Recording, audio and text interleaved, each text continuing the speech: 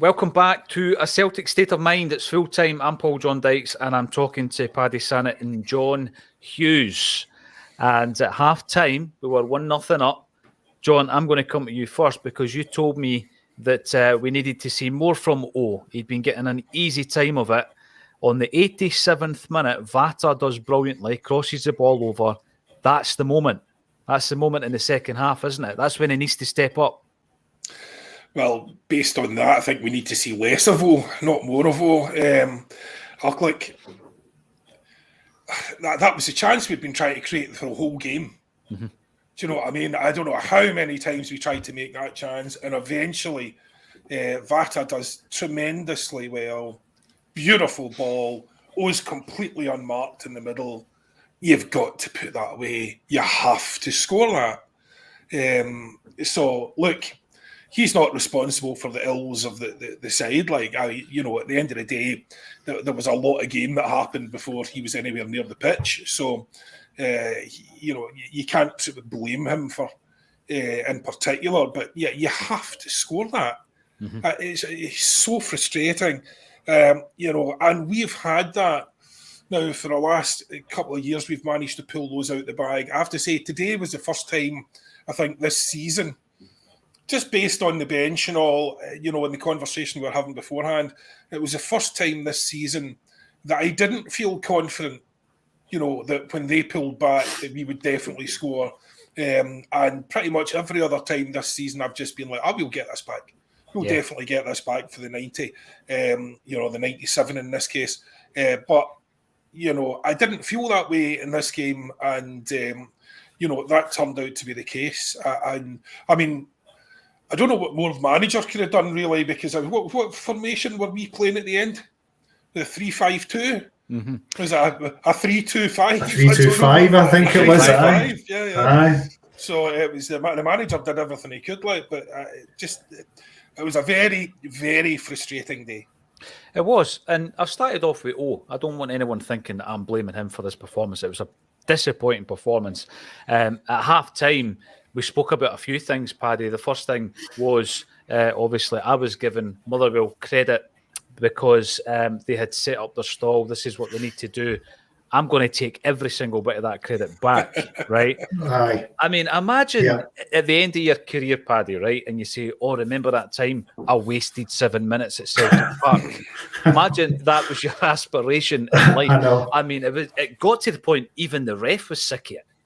The minute John Beaton's telling you got up at Celtic Park, that's the minute you know the game's a bogey, isn't it? Exactly. I mean, sitting watching that was dreadful, absolutely dreadful. Any time a Celtic player would near any of the boys in Claret, they just seem to, I don't know, fall in that. I don't know what was going on there. Look, that's the way they want to play the game. That's how they got their point. I grudgingly say fair play to them, but dearie me, that was awful. That was awful to watch. It was embarrassing to watch. It was embarrassing, if anything. And for professional football players to act like that, for me, it's absolutely awful. But then we didn't do enough to win the game. We played our part. You're right. We played our part in this, When you've got a player who's rolling on the park when he's injured, you've got a goalkeeper who must be embarrassed with himself when he watches his back. And every by kick he took, it was so laboured. But we played our part, John, because we weren't good enough today. No, well, the only reason the time wasting came into it is because we let them into the game. Yeah. We did, they had one attack, I think, it was at 54 minutes he scored that goal, and they'd done nothing until that point. And the big man just turned Greg Taylor inside out, has a lash. Mm-hmm. He gave a seriously hard time to Carol Starfelt and Taylor in particular down that side. He was very effective for them. Very clever. He was literally the only man up there, and he was managing to run at our defence. I felt at times that we were just scared to make a tackle. I don't know if we were worried about giving away a set piece, but I mean, he was running along the front of the defence. There was 3 or 4 guys. Everyone seemed to be standing off. I would need to watch it back to see if that was the case, but we're standing off an awful lot when he had the ball instead of getting through him. But you know, the only reason, as I say, that you know, the time wasting came into it is because we let them get that goal back. We weren't incisive enough. We weren't sharp enough. We weren't accurate enough. You know, all the good things that looked sort of calm and measured, and you know, it looked as if we were in control in the first half. Well, we were still in control in the second half for the most part. Mm-hmm. But, you know, what do you do with that control? You know, I mean, I don't know what the possession stats will be, but I think they've got to be very, very, very heavily in our favour. So what are you doing with all that ball? And it just wasn't there today.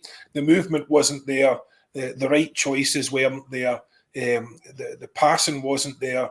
You know, the finishing wasn't there. It was just a very frustrating day, and there's no point. Look, it's still a point. We were 12 points clear before this. We got a point. You know, it's hardly the end of the world. But given that we have a big game next week, and given our performances over the last couple of games, obviously the first half last week, Killie were just abysmal. You know, and the second half was a slog. You know, and then the Rangers game before that. Again, we've said multiple times now, you know, we haven't played that well when we've played against them, but that's because of them more than anything else. Mm-hmm. So we're going to have a tough game next week, and if we don't have, I think, Jota back, and if we don't have Hatate back, and Hatate seems unlikely now, doesn't he, given the fact that, you know, you know, they would have played him in this game if he had to. But coming back from injury is also a very difficult one. We've seen Aaron Moy now coming back from injury, and you know, that performance today wasn't much better than his performance before. So, you know, I don't know. That it's very, when you're as frustrated and annoyed as I am at the moment, it's very easy just to start lashing out. But you know, but the end of the day, look, you know, we've done well to get to this point. We have a point. We wanted the 3. It's very frustrating. We should have won the game. We had a clear, couldn't have had a better opportunity to win the game. So we made the chance that we needed to make. We didn't take it, and we didn't make enough good chances other than that. So it's that simple. Well, the thing is, John, we've been on a superb run. We're all, you know, ecstatic at the rebuilding job that Ange has done and is doing. But I could get into the habit of, you know, putting the thumbnail out for this show, Paddy, and saying Celtic's soar to a 13-point lead. But let's not do that. You know, when things aren't good, let's talk about why they're not good. Let's make sure that we can improve them for next week, and that's what this is about. You know, there's no knee-jerk reactions here. There were certain players who weren't really at the top of their game today. And I want to bring in some of the comments, because it's easy, because we're football fans and it's emotions, and emotions are running high after a game. But when you're watching that game there, and we don't know yet if Jota will be fit, we don't know if Hatate will be fit, or indeed Abada will be fit for next week. But when you're watching that game, you're Ange Postecoglou, Paddy, what have you learned today in terms of who you might not pick for the game against Rangers next week? What's your thinking? Well, we spoke at half time, didn't we, about Haksabanovic and how he struggled in his last start for Celtic. He struggled again today, didn't really offer much. So I think he's played his way out the starting 11 if Jota is fit next week. I wouldn't be 100% confident going into the game against Rangers at hand, and that he would be the man that would help get us a victory and take us to the final. I just don't see it. I don't see what he's brought in his last 2 starts. There's obviously been flashes of a player when he comes on as a substitute. But when we're looking to improve, we're looking to improve the starting 11. We're not looking to improve the bench. The players who Ange brings in the summer's got to be an improvement what we've already got. And it looks to me as if maybe Haksabanovic might not have that in his locker. So he would be a doubt from starting next week. Awata's going to play, isn't he? Awata's going to play. He played well today, a bit quiet in the second half, but his first half was really good. I just hope that I hope Jota or either Abada is back for next Sunday. Well, this is a big discussion now. And it's interesting how quickly that it becomes a discussion point. We were talking about Haksabanovic, John. We were talking about the fact leading into last week's game that he's a player that we kind of rated within the Acsom team. We wanted to see more of him. We weren't sure what his best position was. Is he a 10? We've now seen him a couple of times. We've seen him against Kilmarnock and today. And again, I don't want to be overly critical of anybody, particularly after the run that we've had. But going into the game next week, like Paddy says, I wouldn't be confident that he's going to do the game-changing work that we would expect from someone like Jota. But if he doesn't play and Jota's not fit, again, it gets to that point where you're thinking, well, I thought Vata was great, and I want to come back to Vata and give him plenty of plaudits for his performance. But if Jota doesn't make it, that's a concern for me next week. Not just because of the brilliance of Jota, I just don't think we've got someone who's got the same impact to step in for him. Well, we don't have someone who's direct enough. So Abada was always excellent because he was direct. When Vata came on, the reason he sort of, to me, improved us pretty much straight away was because of how direct he was. So you're running at your man, you're taking them on, you're making them turn, even if he didn't get the better of him, of his man, which he didn't on a couple of occasions. You're forcing them into the pass back, you're forcing a mistake then when we're harrying them in their third, or in the final third of the pitch. So he was immediately an improvement for me. And that's what I was saying about what I said about Haksabanovic during the week and what I said about Haksabanovic basically at half-time. I love the guy. I think he's a tremendously talented player, but he's not a winger. He's a number 10, and unless you're prepared to sacrifice the Matt O'Reillys of the world to see what he can do in there, I think he's going to fall through the cracks. I said that during the week. I was concerned that he was going to fall through the cracks because he's not a winger. He's just... Do you not think he sorry, John, he took on ideas, didn't he, when he cut inside? He just seemed to... I don't know, whenever he tried to kind of... But that's it. When you don't have that in your arsenal, Paddy, that's a problem. Because they're waiting for you to cut inside. They're waiting for you to try and lay off the pass. They know you're not going to run at them. And if they're not scared of you running at them, that's exactly where we've got the point. They're just backing off, and it's getting more and more congested, and there's no space behind because you're just, you can't run at your man. It was very frustrating for me today. And you could see, as I said at half-time, you could see all the good and bad of Haksabanovic in that first half. Very creative, very imaginative, could have put through a couple of cracking balls. He nearly had when he did cut inside off the left-hand side, again, he had another good shot as he, those goals he scored with the other week. But, he's not a threat on the wing from that point of view. He's not a threat to... He doesn't have the fullbacks worried about getting turned. And if they're not worried about getting turned, they'll play in front of them all day. So it's a problem. It's definitely a problem. And I thought, if you had to choose now between Vata and Haksabanovic, I don't know. I mean, Vata's clearly a far more experienced player, but just the directness that Vata brought was a breath of fresh air. Yeah. Well, this is the thing, right? And I don't want people thinking that I'm screaming for the rooftops. Start Vata next week because it sounds like a knee-jerk. But if you ask the question, John, and Alan Robertson comes in to say it, Vata should start ahead of Haksabanovic. If you ask the question based on today's performance, you would tend to agree with that, Paddy, even though, in a game like this, it's a big ask for a young guy to step up. I mean, we're going for the treble. It's a massive opportunity to take that step forward into the final.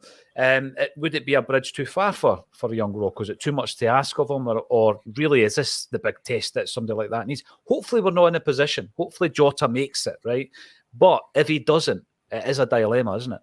I mean, he's done his chances in the harm there, has he? When he came on, when he second half performance, because he's like John was saying, he did bring that directness that we missed, or that we were clearly lacking in that second half. But are we really at the stage where we're hoping that will start against Rangers to keep a treble hopes alive? I hope no. I'm hoping Jota will be back and Andrew just kind of kept him back for as a wee extra break. I don't know if he's good enough, he'll play. That's my thoughts. If you're good enough, you should be able to start. But to bank all our hopes on the wee man coming on against Rangers to get us through that game, I suppose is probably asking too much. But he's certainly shown flashes of the player he can be, and we see it often enough in the B team. And he's clearly got it to step up. Ange believes in him. So if he's good enough, why not? Why not? It'll be an interesting decision. I want to run through the rest of the results because, as Les is saying, if you're trying to pull positives here, Aberdeen to beat them, as John predicted at the beginning of the game, which means it's a good point. Yeah, we could soar into that 13-point lead. But the other scores today, Heart of Midlothian 6, Ross County 1. Obviously, Celtic 1, Motherwell 1, Dundee United. Another result for Dundee United, 2-0 against Livingston. St Johnstone 1, Hibs 1, St Mirren 0, and Kilmarnock 2. So a couple of surprising results there. Ross County, they're now rooted at the bottom. There's a wee gap developed. Kilmarnock are 4 points ahead, as are Dundee United, but St Johnstone are only a couple of points ahead of them. So it's going to be interesting down the bottom of the league. St Mirren sitting on 44 points, obviously they're in the top 6, and Rangers will go to Pittodrie tomorrow. Dundee United's Barry Robson, isn't it?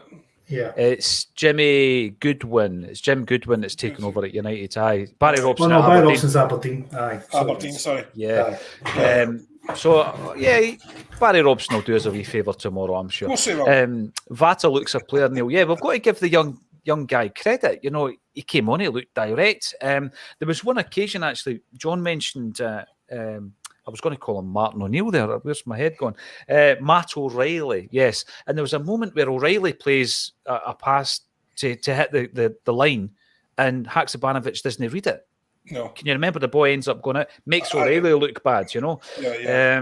So I just don't know if it was working for him. However, Vata comes in and he makes an impact this week and last. And by the way, not only did he create a chance for he created a chance in the 98th minute for Starfelt as well. Yeah. At the very death, and Starfelt could have done better. I mean, he should have got it on target. So we've got all these things to consider. But Matt O'Reilly, I want to talk about him, John, because, there was some concerns about his form. I think he's come right back into it. He played really well against Rangers, Kilmarnock. And today, if there was one person going to create something, it was going to come from Matt O'Reilly, I felt. Well, the problem is it was so congested in the middle. They were virtually tripping over themselves at points. Even if you go right back to before it was congested, but if you go right back to the goal, Iwata wins that ball beautifully. Yeah. But Kalmak's standing a yard away from him, and he just touches the ball to him, and nobody's marking either of them. And you wonder if it was someone like Ryan Christie that we really needed today, trying for a worldie every couple of minutes. Matt O'Reilly, again, I didn't feel that anyone was egregiously bad. I just felt we just weren't effective. Mm-hmm. People were just slightly off all the time, and because there was a lot of forcing it. We were trying to make passes that weren't on. You're trying to force opportunities that aren't on because, you're getting so frustrated. You're getting so impatient. And the reason is because there is nothing on. They were defending very well. They were just dropping back. It was getting more and more congested. There was less and less space. And you were trying to do all the wee tippy-tappy 1, 2, 3, 4s, on the edge of the box. And we just couldn't create the space. We couldn't get the right men into space. We couldn't get Kyogo into space. And so it was very frustrating, and it reminded me of sort of the last Lennon season where we just couldn't break those teams down, and it got really annoying.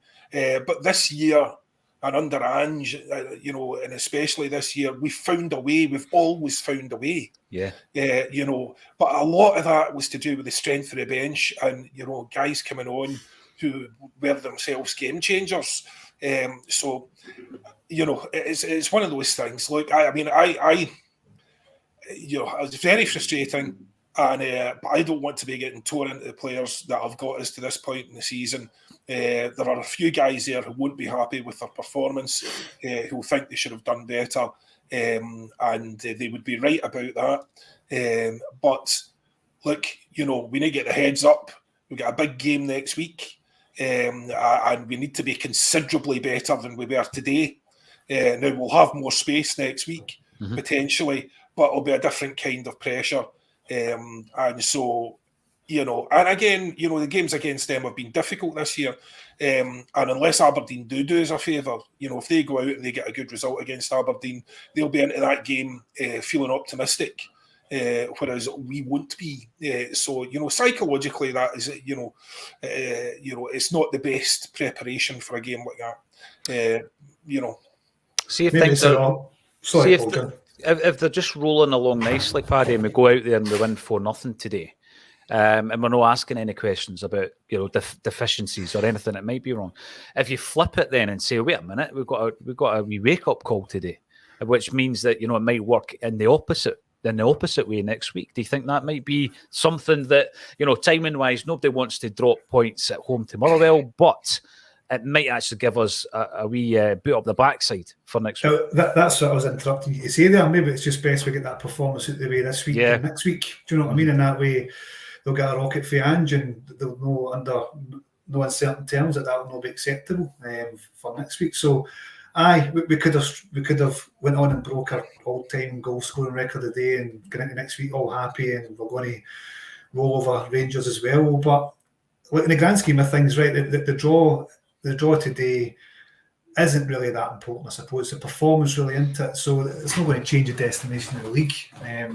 So maybe this is a blessing in disguise, Paul John. Maybe this is something that we need to look at and go, or maybe it'll give Ange food for thought and tell some players a couple of home truths to give them a wee bit of rocket for next week, and we'll go out into Hampden next week and steamroll them. It's probably best to get not overconfident, but then get into that game with a point to prove, and that's a couple of players there they need to get in there and prove a point. So maybe that's a good thing.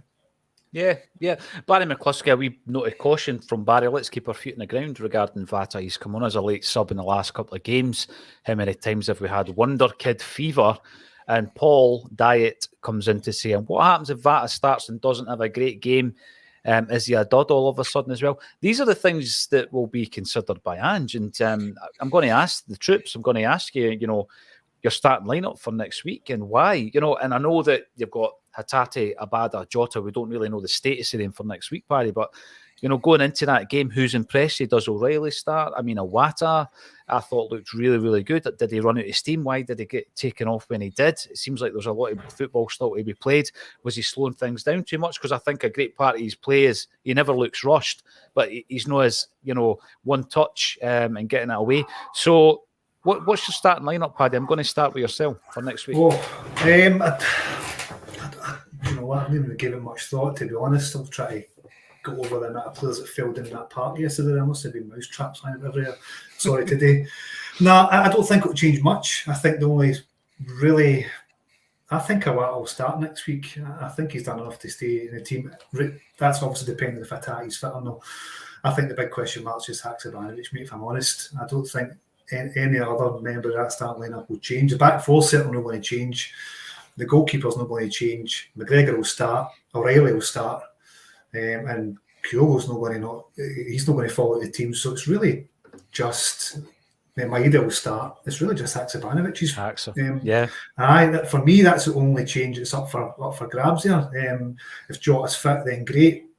I don't see much of that starting lineup change, if I'm perfectly honest, despite the day's performance. It's an interesting take. I don't disagree with it, John. What's your take on it? I mean, we're getting a lot of love for Vata coming in here, which is understandable. He gave us a spark today. He's not going to start. He's not. Let's not kid ourselves on. Look, I'm just after saying how well he did and how direct he was when he came on, and he did great. He's not going to start against Rangers. I mean, he's as someone else pointed out, that he's only had a couple of performances. He came on, did really well. Starting a game is a completely different kettle of fish. That's not something you're going to look. Whether you think he should start or not, he's not going to. That's just the bottom line. So, and as you said there, Paddy, really it's only Haksabanovic is up for grabs because that midfield is the best midfield we have available at the moment. Is that copyright of Yogi's poll? That's exactly right. That's myself, and was it 48% of the 4,000 voters felt that was our best. In fact, well, no, it wasn't, because it was Hatate that was in the front. So if Hatate comes back, I can't wait to see Hatate, Iwata and McGregor in the same midfield. I think that's a sensational midfield. I think Iwata today looked a player. The reason he came off today was got nothing to do with me, was slowing down the play.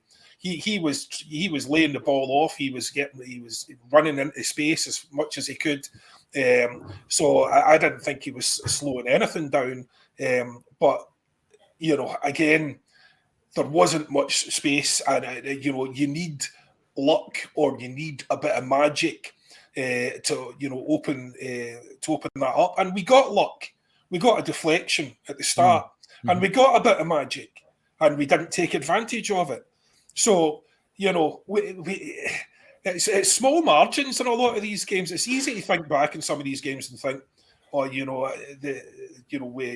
cantered that one or whatever. But we've loads of games this year that have been very, very small margins. Yeah. And you just tend to forget it. You don't think that that momentum shift at that time, that was a big deal, or that goal at that moment was a big deal. So that refereeing decision was whatever it is, but it's small margins. So look, we got our luck today. We got a chance today. We didn't take the chance, and from that point of view, what are you going to do with that lineup? Because if it's the same people that are fit, I mean, Moyes better. Moyes doesn't look as if he's back in form at all. He looked as if he could come onto form. If we had another game between now and then, maybe he could come onto form, because he looked as if he looked better than the last time I saw him. But it's still time he was over hitting balls, and he was slow. And if anyone was slowing things down, I thought he was. But I mean, Iwata only came off because Ange was throwing everything at it. I mean, he couldn't have thrown any more at it. I mean, unless he'd brought Scott Bain on and played him up front or something. I don't know what he was supposed to do. It was ridiculous. It's when he took Taylor off for David Turnbull. That's when you're thinking he's really going for this. It's all about shape at that stage. Yeah. I don't think we've ever.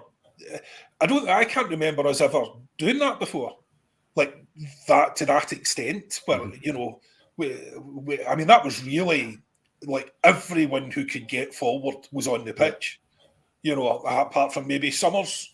But everyone else that could get forward was already on the pitch. So it was remarkable. And I think it was, as you say, it was like a 3-2-5, is essentially what we were playing. But again, does that help? A lot of these things, because then you're relying on O to take that chance, because what you're saying is, we know there's no space here, and we're just going to throw more guys at it. Because that's the natural reaction, and of course, what else are you supposed to do? We're throwing guys at it, so there's even less space. So you need someone to pull it out the bag. You need someone to do something special. You need that wee bit of magic, and that's hopefully he was hoping for Moy to unpick the defence. That didn't happen. But then you get Vata. He did his thing. Should have been a goal. Look. That's what it is. We can't win them all. I am more concerned about how the players are feeling, how the players think they're playing. Are they downhearted by that, or are they annoyed by it to the point they want to get back out there and absolutely pump the Rangers next week? I think they'll be raging, John. I think they'll be absolutely raging, because of the opportunity to kind of get right close to that title, won't it? Because I think at the end of the day, it's one more win, and that would have been it. It would have been the first game after the split. So they'll be raging. So they've got a point to prove next week, which is a good way to get in that game. Yeah, no, you're spot on. Now, Chill Pill, I'm bringing this up because what's wrong with Jota? I think there's going to be probably some kind of WhatsApp group with all the journalists next week, and it will be who's going to ask the Jota question with Ange, because after last week, somebody asking the Carter Vickers question, who's going to ask the Jota question next week? I mean, an injury to his mullet. Well, yes. We'll not bring James McKenzie into this discussion either, John, because he's been getting some stick for his. Oh well, and quite rightly so, might I say? Because I saw James on the show the other day, and I thought there was two sort of black things flirting at the back. He said, "Sorry, James, but quite rightly so. There's no justification for a mullet." It's all the rage, apparently. I'm sounding old. Yeah, I mean, Jota appears on that graphic that we all look for on Twitter and on the social media an hour before the game. If he appears on that, you're going to be in a good mood. But who knows? Who knows what's wrong with him? And who knows when he's going to be back, Chilpill? And who knows if there's a journalist with the testicular fortitude to ask the question next week, John Hughes. Listen, it's been disappointing, but I think, at the end of the day, we're going to win the league. We're looking ahead to next week. There's loads to be positive about. Will Vata play? I'm with John. I don't think he will. Haksabanovic has got plenty of experience, but he's failed, I think, in the last couple of games to really grasp the mantle with this one and stake his claim for a first team jersey.